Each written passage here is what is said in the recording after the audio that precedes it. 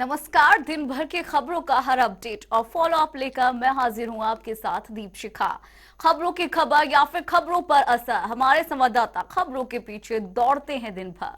Ground zero से सीधी खबर बताएंगे जनता रिपोर्टर्स।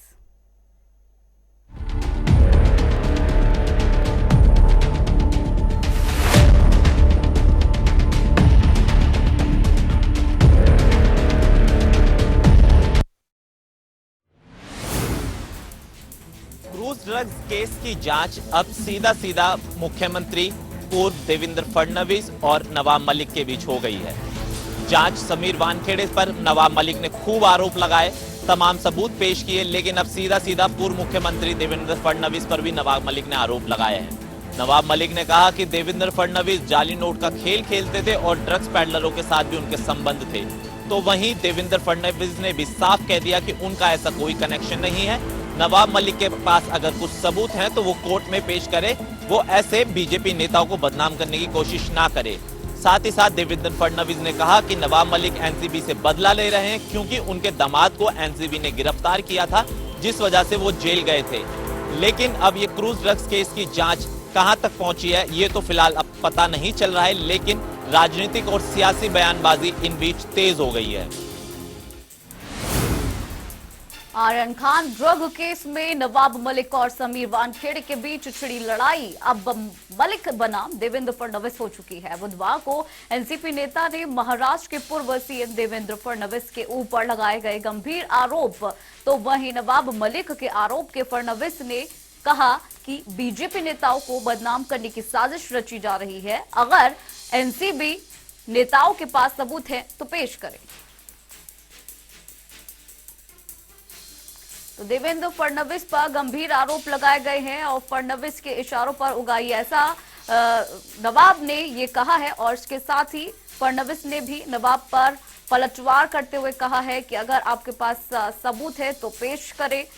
नवाब मलिक का देवेंद्र फडणवीस पर हमला, और अब देवेंद्र फडणवीस वर्सेस नवाब मलिक ये लड़ाई हो चुकी है। फडणवीस के इशारों पर ये तमाम चीज हुई है, ऐसा इल्जाम लगाया गया, आरोप लगाया गया है नवाब मलिक के द्वारा। सबूत पेश करे नवाब मलिक, ऐसा कहना है फडणवीस का।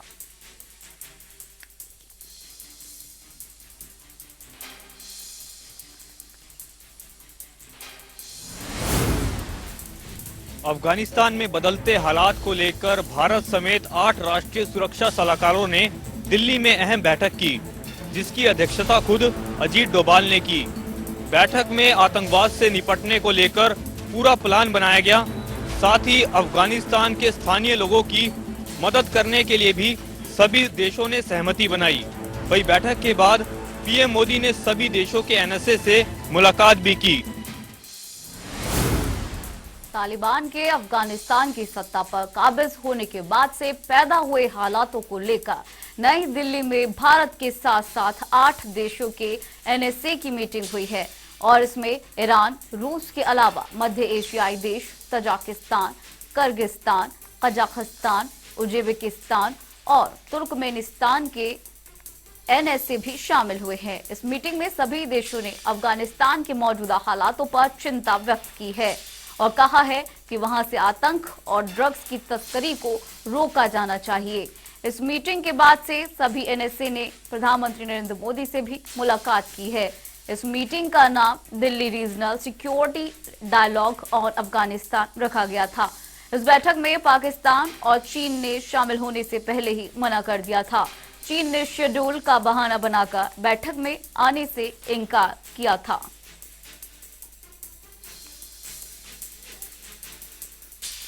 बता दें कि अजीत डोभाल के अध्यक्षता में ये बैठक हुई है। 7 देशों के एनएसए से पीएम मोदी की मुलाकात हुई है। ये मुलाकात काफी महत्वपूर्ण मानी जा रही है, क्योंकि दिल्ली में अफगानिस्तान के मुद्दे पर चर्चा हुई है। भारत के साथ 8 देशों के एनएसए इसमें शामिल हुआ है, और यहां आपको बता दें कि पीएम मोदी से मुलाकात भी की गई है।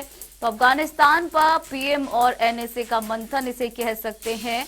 भारत के साथ साथ 8 देशों के एनएसओ की ये मीटिंग जो है बहुत ही महत्वपूर्ण है। अजीत डोभाल की अध्यक्षता में इस बैठक को आयोजित किया गया, जिसमें 7 देशों के एनएसए से पीएम मोदी ने मुलाकात की है और ये मुलाकात दिल्ली में हुई है। दिल्ली में अफगानिस्तान के मुद्दे पर बातचीत हुई है। भारत के साथ साथ 8 देश इसमें शामिल हैं। अजीत डोभाल की अध्यक्षता में इस बैठक को आयोजित किया गया।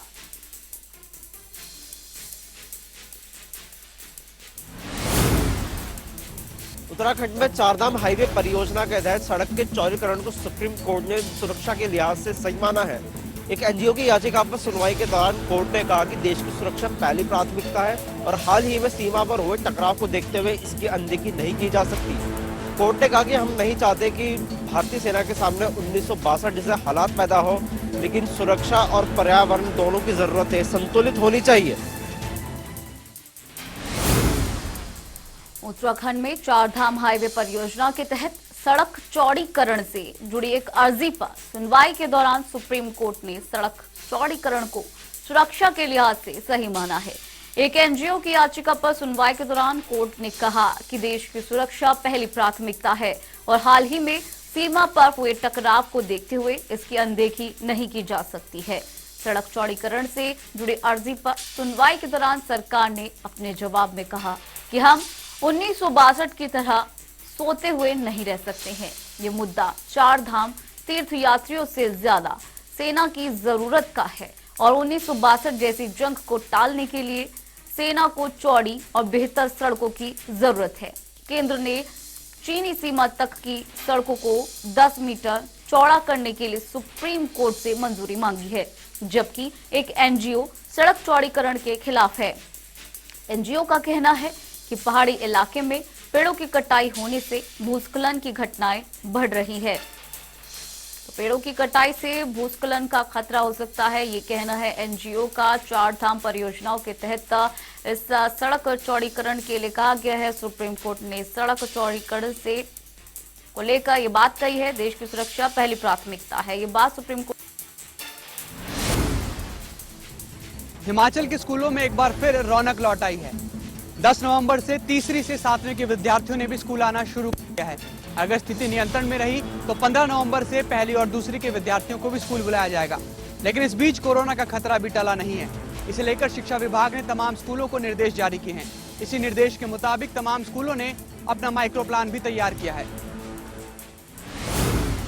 हिमाचल प्रदेश में 1.5 साल के लंबे अंतराल के बाद तीसरी से 7वीं के विद्यार्थियों के लिए भी स्कूल खुल चुके हैं।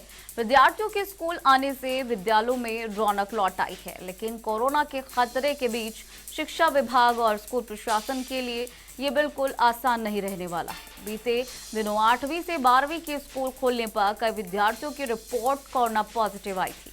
हालांकि दिवाली की छुट्टियों में कोरोना की चेन टूटी और विभाग को बड़ी राहत भी मिली। तीसरी से 7वीं के विद्यार्थियों को लाने में और भी ज्यादा खतरा है। इस बीच ये जरूरी है कि नियमों का पालन किया जाए। शिक्षा विभाग ने निर्देशों पर सभी स्कूलों ने माइक्रो प्लान तैयार किया है। इस प्लान में आने जाने की टाइमिंग के अलावा लंच के टाइम को भी अलग रखा गया है। विद्यार्थियों के लिए प्रवेश द्वार पर थर्मल स्क्रीनिंग और सैनिटाइजेशन की व्यवस्था की गई है। इसके अलावा स्कूल में बिना मास्क प्रवेश पर पूरी तरह से प्रतिबंध लगा गया है। प्रदेश के अलग अलग इलाकों में सहयोगी हमारे साथ जुड़े। तमिलनाडु में 4 दिन से हो रही लगातार बारिश ने आम जन के जीवन को अस्त व्यस्त कर दिया है। बारिश आसमान से मानो कहर बनकर बरस रही है। तमिलनाडु के निचले हिस्सों में भी पानी भर चुका है और सड़कें मानो तालाब बनती नजर आ रही हैं। स्थिति को देखते हुए मौसम विभाग ने बुधवार को रेड अलर्ट जारी कर दिया है। आपको बता दें, पौंडीचेरी और तमिलनाडु में लगातार बारिश की संभावनाएं बनी हुई हैं।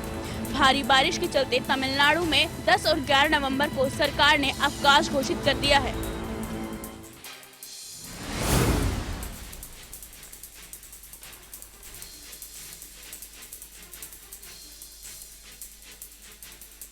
तमिलनाडु और पौंडुचेरी में लगातार हो रही भारी बारिश के कारण जनजीवन अस्त व्यस्त है। दर्जनों कच्चे पक्के मकान ढह चुके हैं। हालातों को देखते हुए प्रशासन ने 10 और 11 नवंबर को स्कूल कॉलेज में अवकाश का ऐलान कर दिया है।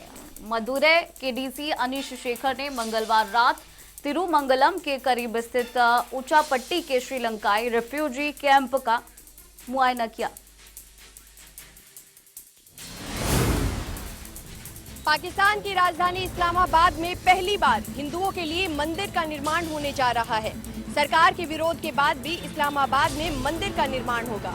मंदिर को लेकर लंबे समय से विवाद चल रहा था। आपको बता दें, कैपिटल डेवलपमेंट अथॉरिटी ने मंदिर निर्माण को लेकर जमीन आवंटन को रद्द कर दिया था, जिसके बाद इमरान सरकार की जमकर आलोचना की गई थी और कड़े विरोध के बाद सरकार अपने रास्ते पर आ गई थी और सरकार ने अपने सभी आदेश को वापस ले लिया।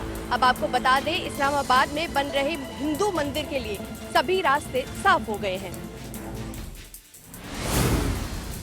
सेंट्रल पॉल्यूशन कंट्रोल बोर्ड के आंकड़ों के मुताबिक उत्तर भारत के राज्यों में प्रदूषण लगातार बढ़ता नजर आ रहा है और अगर बात करें दिल्ली पंजाब की तो वहां पर प्रदूषण का स्तर गिरता नजर आ रहा है। वहीं कुछ राज्य ऐसे भी दर्ज किए गए हैं जहां पर प्रदूषण से भी खतरनाक हवा चल रही है।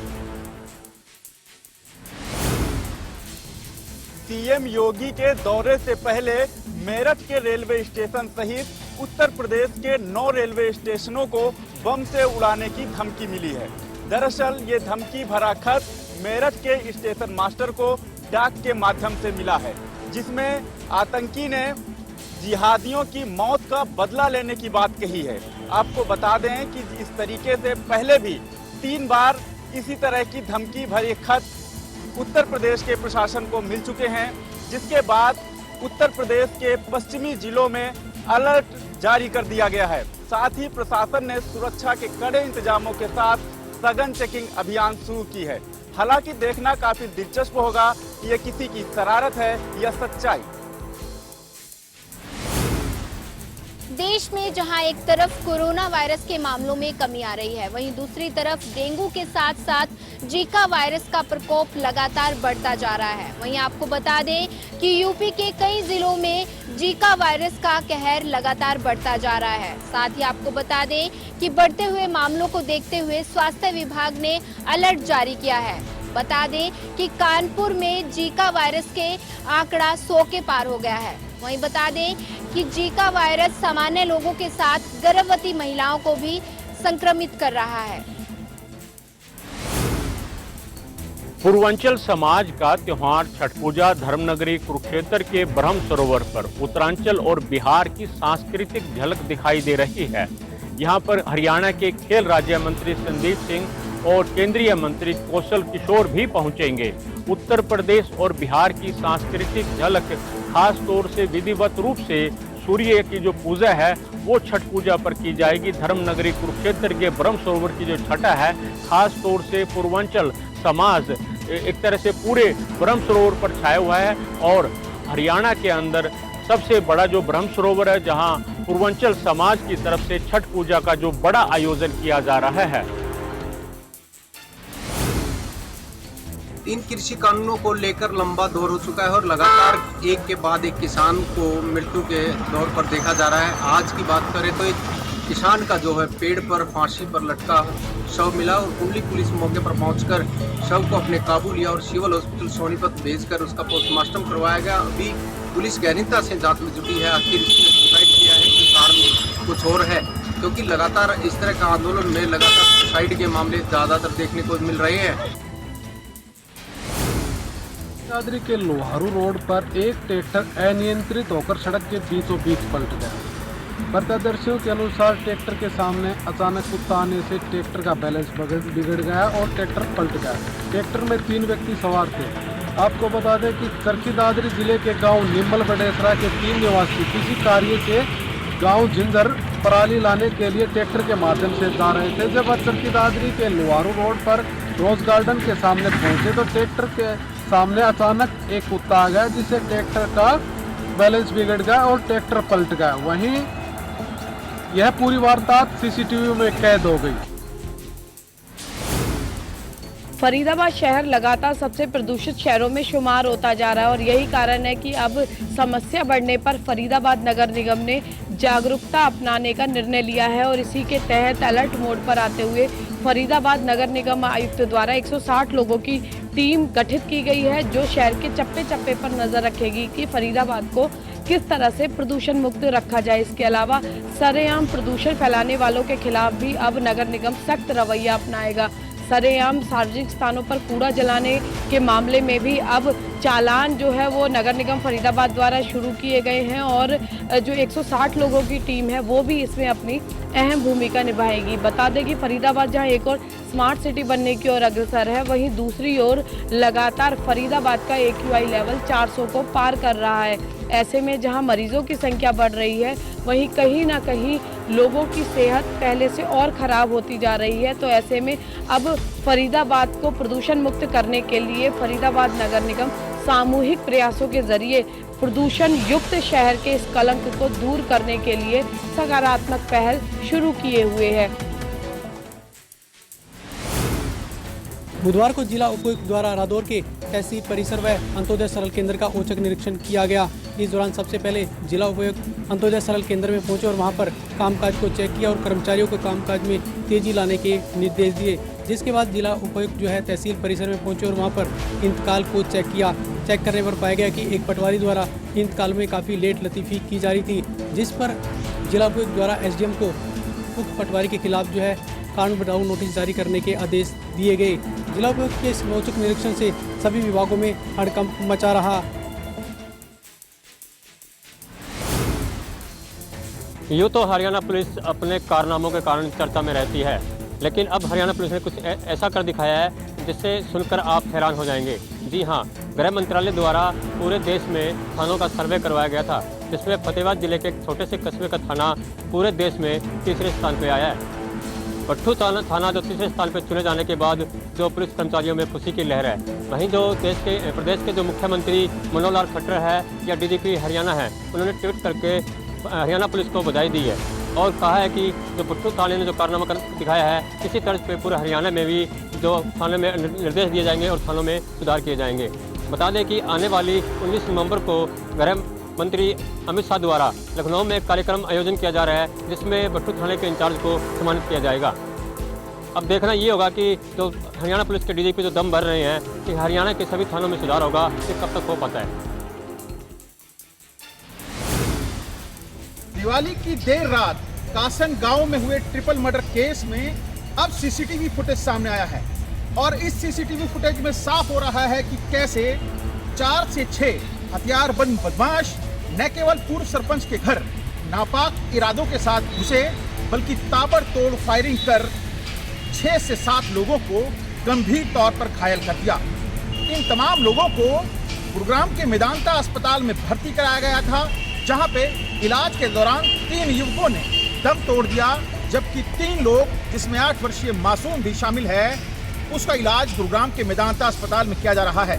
हालांकि 6 दिन बीत जाने के बाद और तमाम सबूत गुरुग्राम पुलिस के हाथ में आने के बावजूद अभी तक इस सनसनीखेज हत्याकांड में किसी आरोपी की गिरफ्तारी न हो पाना खाकी पर भी कई बड़े सवाल जरूर खड़े कर रहा है कि इस तरह की सनसनीखेज वारदात दीपावली के दिन 8:26 पे, जबकि उस बाजार में काफी गहमा गहमी थी, चहल पहल थी, कर दी जाती है और गुरुग्राम पुलिस के हाथ कोई सफलता हाथ नहीं लगती।